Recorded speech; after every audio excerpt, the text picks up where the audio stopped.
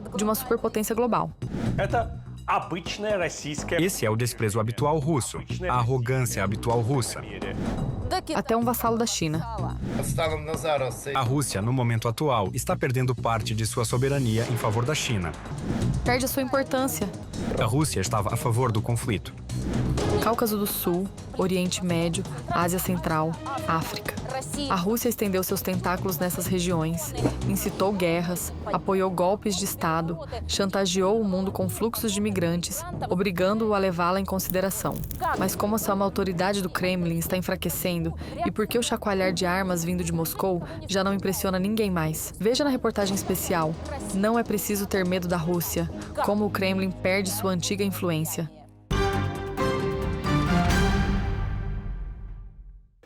1º de julho de 2025, Hadi Bedeli, Azerbaijão. Dezenas de pessoas vieram se despedir de Ziadin e Hussein Safarov. Foi a morte deles que marcou o início de um novo esfriamento nas relações entre a Rússia e o Azerbaijão. 3 dias antes, os irmãos Safarov e mais cerca de 50 representantes da diáspora haviam sido detidos pelas forças russas em Ekaterimburgo. Foram brutalmente espancados e submetidos à tortura.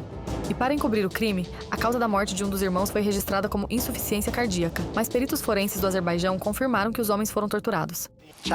Durante o exame subsequente, encontramos múltiplas fraturas no corpo de Ziadin, causadas por espancamento. Todas as suas costelas estavam quebradas e ele apresentava hemorragia na cabeça, causada por trauma contuso. O outro irmão, Hussein, também morreu em decorrência do espancamento. Após a autópsia do crânio, foram encontradas hemorragias nos tecidos cerebrais. O trauma contuso no tórax foi acompanhado por múltiplas fraturas deslocadas das costelas em ambos os lados ao longo de várias linhas anatômicas. Há aproximadamente 7 a 8 fraturas deslocadas de costelas em cada lado. Um cinismo particular, segundo dados do Ministério da Saúde do Azerbaijão, os patologistas russos removeram todos os órgãos internos de um dos irmãos para encobrir a verdadeira causa da morte. Em resposta, as autoridades do Azerbaijão cancelaram a visita do vice-primeiro-ministro da Rússia a Baku, bem como a delegação parlamentar a Moscou, além de todos os eventos culturais relacionados aos russos. Considerando os assassinatos e atos de violência demonstrativos, intencionais e extrajudiciais cometidos pelas autoridades russas contra os azerbaijanos, todos os eventos culturais entre o Azerbaijão e a Rússia estão cancelados. Do comunicado do Ministério da Cultura do Azerbaijão. Além disso, a polícia do Azerbaijão realizou uma operação na redação local de propaganda Sputnik Azerbaijão e deteve 2 agitadores do Kremlin, funcionários do Serviço Federal de Segurança russo. Na verdade, todo mundo que já lidou uma vez com essas estruturas ou simplesmente estudou a história das atividades de inteligência e sabotagem da União Soviética e da Rússia de Putin, sabe que Sputnik, assim como o Rossotrudnichestvo, são apenas fachadas para agentes e espiões russos. O inimaginável não é que espiões russos trabalhassem na Sputnik, mas sim que eles foram detidos na capital de uma antiga república soviética. E isso reflete o crescente nível de tensão nas relações entre Azerbaijão e Rússia. Este não é o primeiro caso de esfriamento das relações entre Moscou e Baku. A crise atual teve início com um acidente aéreo de um avião de passageiros do Azerbaijão, perto do aeroporto de Aktau, no Cazaquistão, em dezembro do ano passado. O avião de passageiros foi abatido pela defesa antiaérea russa. O avião Embraer 190 da companhia aérea Azal, que caiu no Cazaquistão enquanto realizava o voo de Baku para Grozny, segundo dados preliminares, sofreu uma influência física e técnica externa.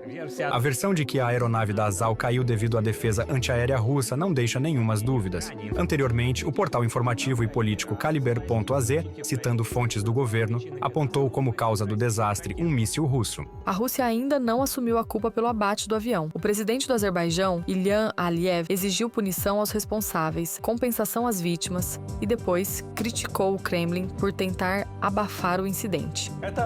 Este é o desprezo habitual russo, a arrogância habitual russa, a confiança russa, quase racista, de que o presidente da Rússia, com sua bota russa, está acima de qualquer líder de uma ex-república soviética ou de qualquer país da Europa, porque a bota russa passou por ali, e se em algum lugar a bota russa esteve e nem conseguiu permanecer, então as pessoas que viveram sob a pressão dela, naturalmente, não são consideradas pessoas. Embora nas conversas interceptadas dos militares russos seja claramente audível a ordem de abrir fogo contra o avião civil.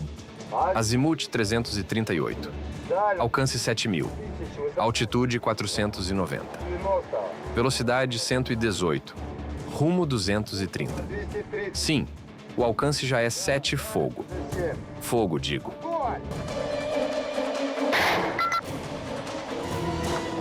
Agora, o Azerbaijão está se preparando para processar a Rússia no Tribunal Internacional pelo abate do avião. E o presidente do país expressou apoio à Ucrânia, pedindo para nunca aceitar a ocupação. Nunca aceitar a ocupação. Esse é o principal conselho. É isso que fizemos. Por essas palavras, o Kremlin, através de seus propagandistas, ameaçou o Azerbaijão com guerra. Antes, retórica semelhante já havia sido direcionada à vizinha Armênia, antiga parceira de Moscou na região, em resposta à suspensão, por Erevan, da associação na organização quase militar. Organização do Tratado de Segurança Coletiva, os propagandistas russos, sob ordens do Kremlin, despejaram declarações agressivas contra a Armênia. Com o Estado da Armênia, as pessoas que vivem na Armênia terão que se despedir. E cada uma das pessoas que votou em Pashinyan compartilha a responsabilidade por isso. E elas devem entender que meus filhos ainda não terminaram a escola quando o Estado da Armênia se tornar história. Se as pessoas na Armênia estão de acordo com isso, bem, então significa que mereceram. Para compreensão, a propagandista russa Simonian é uma armênia étnica e deseja que sua pátria histórica desapareça, em benefício do regime de Putin. Bem, é impossível construir relações de igualdade com quem não te considera um país.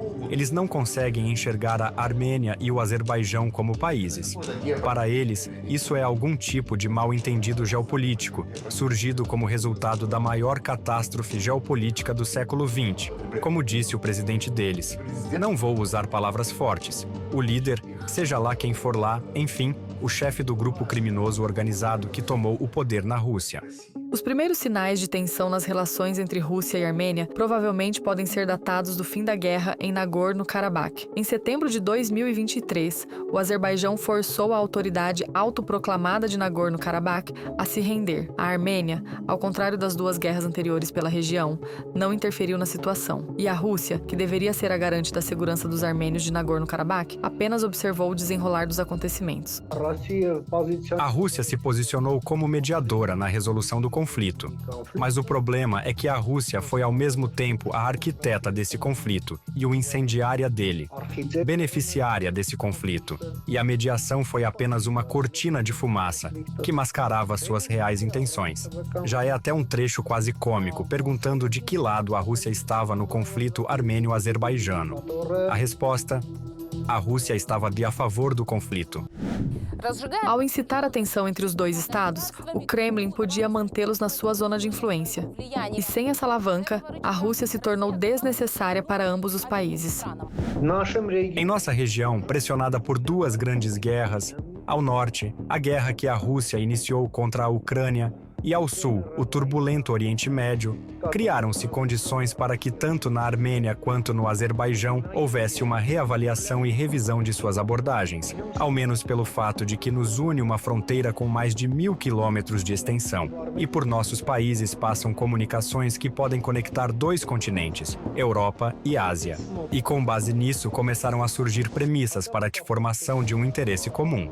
E agora em Moscou, só resta ameaçar com armas e incitar seus propagandistas raivosos, mas já não causam medo. A marcha relâmpago sobre Kiev e a bravata sobre 3 dias se transformaram para a Rússia em mais de 3 anos de um conflito sangrento prolongado, no qual ela perde todos os dias, cerca de 1.000 pessoas, e é obrigada a bater a porta de ditadores de todas as categorias em busca de recursos, pedir à Coreia do Norte combatentes para recuperar seu próprio território, ou trocar armas com o Irã.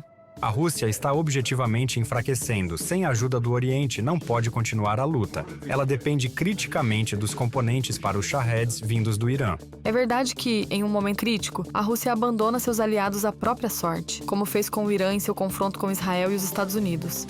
Um tempo atrás, os militares americanos realizaram ataques pontuais massivos a 3 importantes instalações nucleares do regime iraniano: Fordo, Natanz e Isfahan. Esses nomes foram conhecidos por todos durante anos, enquanto construíam esse empreendimento monstruosamente destrutivo. Nosso objetivo era destruir as capacidades iranianas de enriquecimento de urânio e acabar com a ameaça nuclear proveniente do país número 1, patrocinador do terrorismo. Até agora, não há consenso sobre se foi possível acabar com o programa nuclear iraniano pelas bombas americanas. Mas o fim da autoridade russa no Oriente Médio, isso eles definitivamente marcaram. A Rússia tentou usar o conflito como seu trunfo, atuar como mediadora e, assim, recuperar sua influência internacional. Mas para a resolução de questões sérias, Moscou simplesmente não foi admitida. Aliás, Putin conversou não apenas com Trump, mas também com Netanyahu e com Pezeshkian. Ou seja, eles queriam obter o status de mediador, o que lhes daria a chance de não se encontrarem na situação em que se encontraram. Como vocês sabem, Vladimir Putin me ligou. Ele perguntou: posso ajudá-lo com o Irã? Eu respondi: não preciso de ajuda com o Irã. Preciso de ajuda com você. E de fato, a frase de Trump, ajudem-se sozinhos, enterrava todos esses esforços, porque eles contavam em usar o Irã em seus próprios interesses. Mas lutar com os Estados Unidos pelo Irã, Moscou com certeza não pretendia. Embora Teherã fornecesse drones à Rússia, ajudasse a construir a fábrica de Shaheds e transferisse mísseis balísticos. Em troca, o Kremlin prometia apoio e compartilhava tecnologias para o programa nuclear iraniano. Aos olhos dos iranianos, eles são traidores. Na época, negaram o fornecimento de Su-35, embora os pilotos iranianos tivessem completado todo o curso de treinamento. Provavelmente até os simuladores foram adquiridos, simuladores de solo do Su-35. Os iranianos tentaram comprar sistemas de defesa aérea adicionais, mas lhes foi negado. No Irã, eles são considerados traidores. A Rússia é vista como uma parte que negocia os interesses do Irã, não apenas com os Estados Unidos, mas também com Israel. A Rússia tentou persistentemente reorganizar o paciência geopolítico, mas no final, perdeu sua reputação. Agora isso, sem dúvida, afetará as relações bilaterais. No auge da crise nas relações russo-azerbaijanas, o presidente do Irã participou de uma cúpula no Azerbaijão. Em Moscou, essa cúpula não foi muito bem recebida. Acho que a maioria dos projetos nos quais a Rússia contava, em particular seu megaprojeto, Corredor de Transporte Norte-Sul, que conectaria a Rússia ao Oceano Índico pelos portos iranianos no Mar Arábico, será encerrada, e os iranianos se reorientarão totalmente para a compra de armamentos da China. A sua impotência, a Rússia já havia demonstrado antes, no Oriente Médio, na Síria. Em 8 de dezembro de 2024, após quase 14 anos de combates e 2 semanas de ofensiva ativa, as forças oposicionistas do Hayat Tahrir al-Sham entram na capital da Síria, Damasco. Isso marca o fim do regime ditatorial de Assad. O próprio tirano e sua família já estavam fugindo, temendo represálias por seus crimes contra o povo. É notável que o ex-ditador tenha fugido para a Rússia, para seu antigo aliado. Consequentemente, após o início da Guerra Civil em 2011, a Rússia, junto com o Irã, apoia a Síria, assinando um acordo para expandir a presença de suas bases em Tartus e Latakia, respectivamente, a aérea e a naval. Os propagandistas russos estigmatizavam os opositores, chamando-os de terroristas, e prometiam a Assad lutar contra eles. Mas no dia decisivo, Moscou demonstrou sua impotência. A única coisa que conseguiram fazer foi transferir Bashar al-Assad para Moscou e salvar o ditador de um julgamento justo. Não havia outra opção. A Rússia, seja de forma física, técnica ou militar, não poderia resistir à influência da Turquia, da Arábia Saudita, do Catar e, consequentemente, dos rebeldes, que rapidamente e de maneira significativa tomaram o poder em suas mãos. Além disso, o Kremlin rapidamente mudou sua retórica, e de terroristas e criminosos, o Hayat Tahrir al-Sham passou a ser apresentado como uma oposição respeitável, nas palavras dos propagandistas e do líder do Kremlin, que espera manter suas bases militares na Síria. A Rússia perdeu seu último posto avançado na região do Oriente Médio e Próximo Oriente.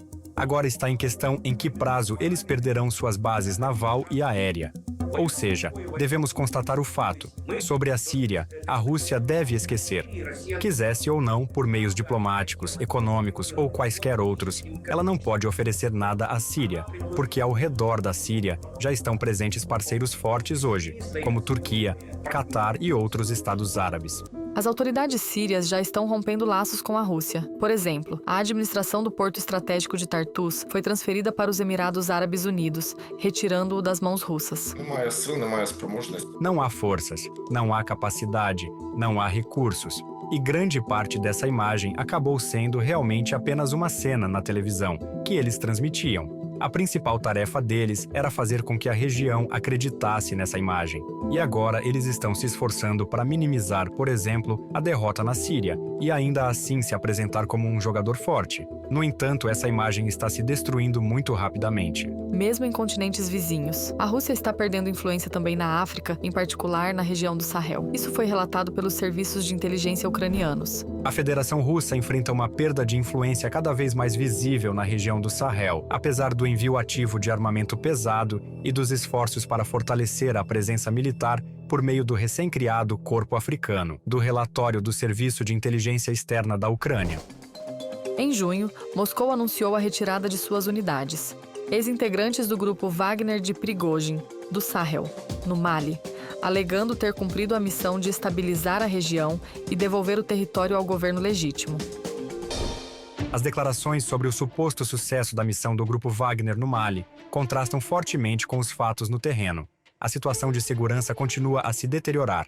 No dia em que foi anunciada a retirada dos wagneristas, as forças governamentais malianas sofreram perdas significativas, incluindo a perda de controle sobre o campo militar estratégico de Bulekesi, do relatório do Serviço de Inteligência Externa da Ucrânia.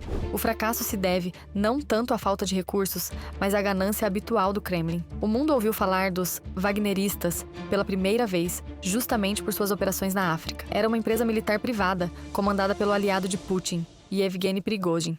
Mas em junho de 2023, ele organizou uma marcha sobre Moscou contra os líderes do Ministério da Defesa russo. A atuação no Kremlin foi considerada uma rebelião. E pouco depois, Prigozhin, o que, como se constatou, foi conveniente para Putin, morreu em um acidente aéreo e Wagner passou para o Ministério da Defesa. O fato é que, quando você é uma empresa militar privada, você tem recursos, compartilha com uma enorme quantidade de atores locais, que permitem que você faça o que quiser. Mas se o interruptor da mesquinharia é ligado, isso deixa de funcionar. E gradualmente os atores locais começam a olhar para você e a perguntar: o que você está fazendo aqui? Quem te deu esse direito? Antes podia-se dizer: quantos combatentes vocês precisavam para tomar o poder no Mali, por exemplo? 5.000? Sem problema, enviaremos 5.000. Mas se agora você não consegue mobilizar essas forças, quem precisa de você? Agora a Rússia depende de recursos, em particular da China. A Rússia está, na prática, se tornando um satélite, uma força proxy da China. E eu não acho que, em 2022, quando Putin começou essa aventura, ele esperava tal desenvolvimento do cenário. Atualmente, a Rússia está perdendo parte de sua soberania em favor da China, e os chineses vão determinar, inclusive, a política russa. Nesse sentido, acredito que as elites russas e o próprio Putin já se conformaram com essas circunstâncias. E os estados que se libertaram da influência russa já estão formando novas alianças, nas quais não há espaço para a Rússia. O primeiro caso, que foi extremamente desagradável para o Kremlin, é o do Uzbequistão entre 2012 e 2017. Mas atualmente é difícil perceber o Uzbequistão como um país que acompanha as vítimas de Vladimir Putin. Hoje, o Uzbequistão é o principal parceiro da República Popular da China. Ou melhor, para o Uzbequistão. A próxima etapa é o Cazaquistão. Vamos lembrar de 2022, a entrada das tropas da Organização do Tratado de Segurança Coletiva e assim por diante. Parecia que a Rússia estava consolidada, mas após sinais da China e da Turquia, a Organização do Tratado de Segurança Coletiva saiu da região. Atualmente, acontecem processos no Quirguistão que, digamos, cada vez menos estarão ligados à Rússia. Tadjiquistão. A Rússia está perdendo rapidamente influência nas regiões que antes considerava seu quintal. Os aliados, um a um, se afastam do Kremlin, indignados com sua traição, arrogância e impotência militar. Ou seja, Putin está absolutamente certo de que somos a Rússia e podemos fazer qualquer coisa. Não é assim porque há outros lá, mas porque contra qualquer força sempre haverá uma outra, mais forte. Simplesmente não havia necessidade de bater a cabeça contra a parede, ainda mais que a parede já estava podre. E quem mostrou isso de forma clara? A Ucrânia. Sem a Ucrânia, a situação seria completamente diferente. Ao desencadear a guerra contra a Ucrânia, Putin não esperava que justamente no solo ucraniano fosse enterrado o poder russo, junto com o orgulho nacional e as ambições imperiais. Na África, no Oriente Médio, na Ásia Central, no Cáucaso, onde antes a Rússia dominava, já não há temor dela. Os aliados estão cansados de humilhação e traição. Os inimigos deixaram de respeitá-la. Isso já não é mais um império de influência, mas sim vassalo da China. Agora, as condições são ditadas por outros atores, e Putin apenas tenta salvar a própria imagem, implorando por soldados e recursos para guerras ao redor do mundo, em troca do que resta da soberania russa. Ksenia Barvinenko, reportagem especial.